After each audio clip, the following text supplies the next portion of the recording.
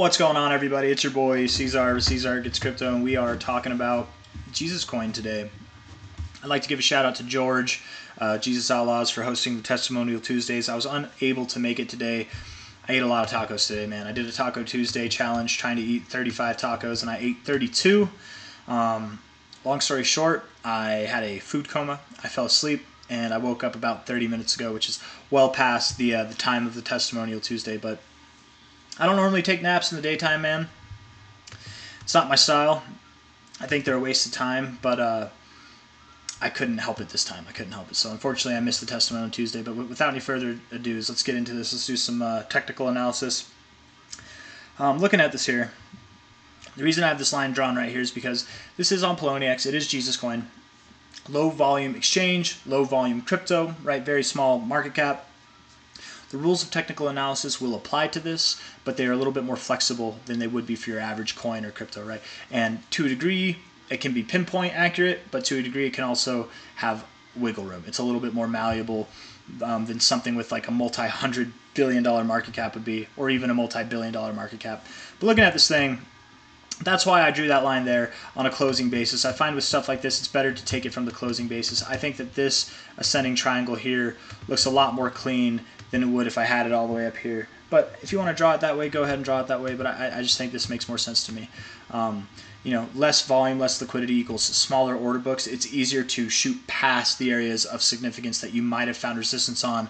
Otherwise, if it had been on an exchange with thicker order books. Anyways, that's the logic behind it. But here we are finding support on this area. We found a little bit of resistance back here. Support, resistance right there. Wicked it.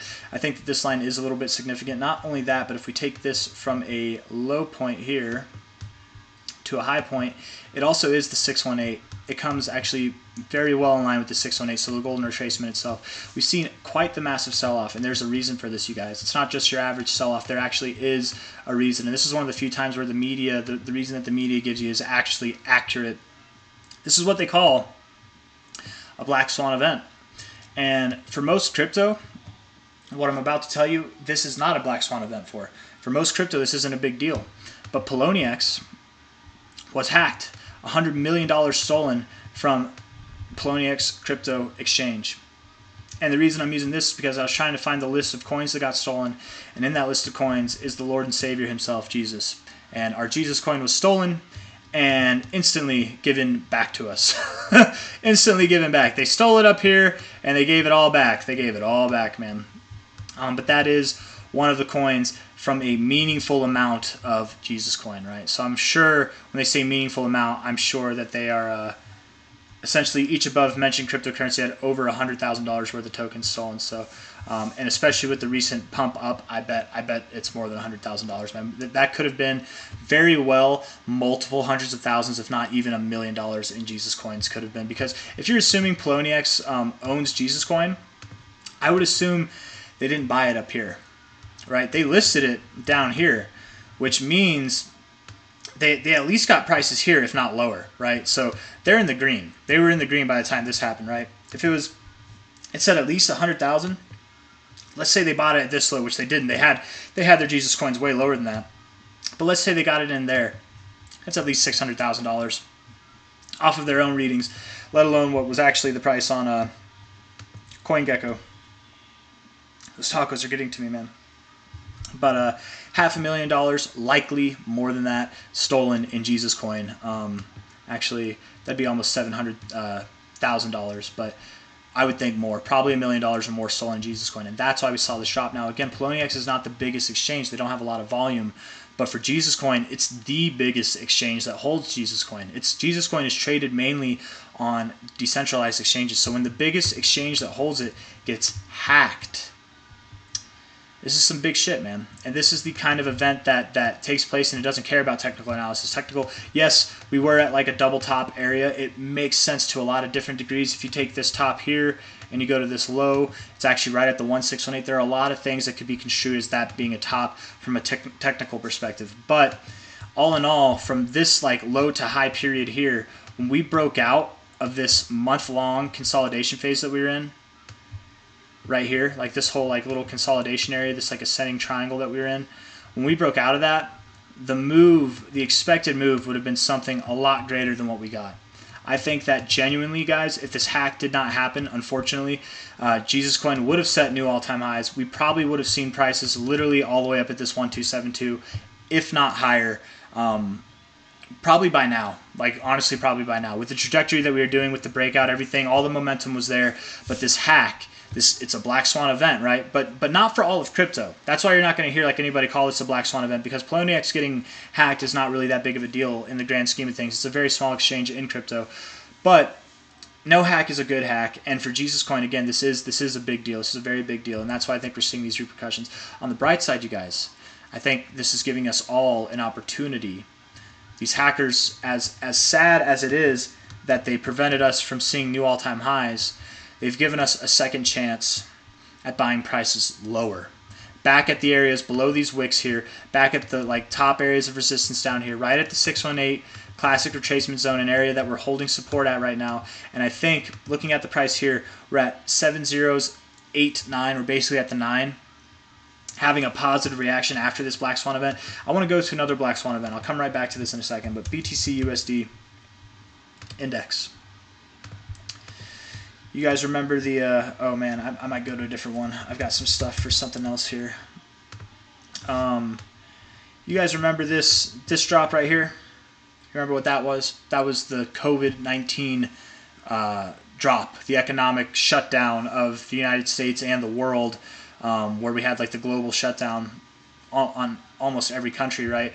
And in the United States especially, I know we shut down on like the day before or maybe the day of St. Patrick's Day. I forget what it was, but this week, that's when everything shit the bed. But also, as soon as that shutdown, that lockdown happened, which was voluntary, it wasn't actually like a real lockdown, but as soon as that happened, that was the bottom, that was the end of it. It was swift, but then ultimately, if you were patient, you actually came right back up to where you were before you broke, and then inevitably continued to go higher, right? Anybody that bought down here was surely not upset that we saw a black swan event and we didn't continue to go higher. They weren't upset. They were like, oh, gimme, gimme, gimme. Unfortunately, there are probably some people that did panic sell. There might even be some people now who are panic selling with Jesus Coin, but what I'm trying to say is that black swan events, as negative as they are, as negative as the stigma is behind them, they should be seen as almost like a golden goose event, honestly, because this is a second chance to buy at lower prices. And I do think, guys, right now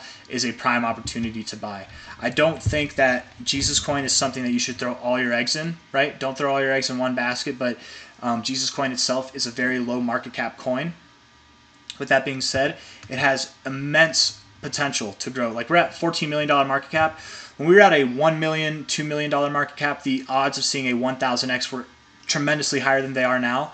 But even at a $14 million market cap, a 1000x would be a $1.4 billion market cap, right?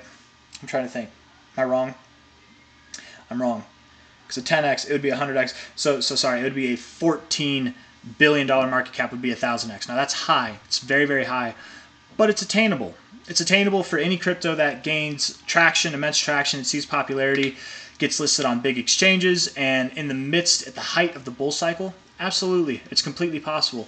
We've seen those kind of insane gains before with Shiba, with Dogecoin, with all kinds, and more cryptos before that even, but those kind of gains are also short-lived. So again, this is something we don't talk about in the Jesus community too often, because I know a lot of you guys are gung-ho, but when it comes time, when you have life-changing money on the table, take profits. There's nothing wrong. This isn't financial advice, but it fucking should be. Take profits. There's nothing wrong with taking profits. Understand that the whole reason you're investing in this thing is to take profits in the first place. None of you are trying to pump Jesus Coin bags, buy it and hold and let somebody else sell. You're trying to use this money to help change your life, change the people's lives around you, and make a difference in the world for the good, right? That's what we're all here for, right? So how are you going to do that if you don't sell your coins? You're going to at some point have to. Now, that I'm not trying to tell anybody to sell right now or like when to sell.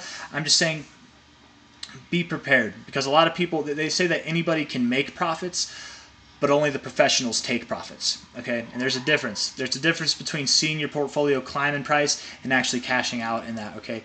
It takes a lot of nerve whenever the train is just going up and up and up and taking you all the way up the mountain, man. It takes a lot of nerve to get off while you're ahead, But With that being said, I don't think we're anywhere near a good time to sell right now. We still have the burn event happening in December. We still have a whole bull market of potential for this thing and for a lot of other cryptos. So in the short term, if you wanted to sell, again, not financial advice, but probably sometime toward the middle or end of December would probably be a more appropriate time. But really, retrospectively, or prospectively, I should say, I would think sometime probably in 2025 or late 2024 would be better for this thing. I'm dealing with these tacos, man. I'm sorry. But yeah. I don't know if I have anything else to say, man. I do want to go over something real quick, and that's the potential for this thing to go down, because this is a Black Swan event for Jesus Coin. It's not, it could not be over. We could see continued follow through with this move. It could take us to these previous lows down here. It could take us to these previous areas of support and resistance over here. We could see a tremendous drop still. So just further adding to the reason why you shouldn't throw all your eggs in this thing at once. If you threw a couple $100 in here and we saw a 100x, cool. You're going to see that turn into that would be $20,000. You know what I mean? So like you can see insane gains with very small amounts of money still. So why bet the farm? If the farm for you is $1,000 and you just want to throw it all on black, go for it. It's not my money, it's your money. Do what you want. None of this is financial advice, but I do think that buying here would be ultimately a good price. I think it's definitely a good price. I might even buy some more, honestly, at these prices, but it could go lower, so be prepared for that. And that's why you take small nibbles, because if you buy a little bit here, I guess it's a little bit higher than this price, right? It'd be like more up here. If you buy a little bit here and it drops more, you can buy a little bit more. And it drops more, then you can throw the hammer down. But this community, I don't think anybody would sell. I really do think that a lot of us are in this thing for more or less the right reasons, and we're aware of like the potential that it has as a meme coin and just as a crypto as itself, as the community itself. I think that this coin has a lot of potential, and I very much do believe we'd be at all-time highs already. We'd be at substantially. You guys, let's just see. Let's make it hurt a little bit, okay? If we were at this 1272, the current price is like at the 9, right? So let's put it up there at like the 9, like right there, sure.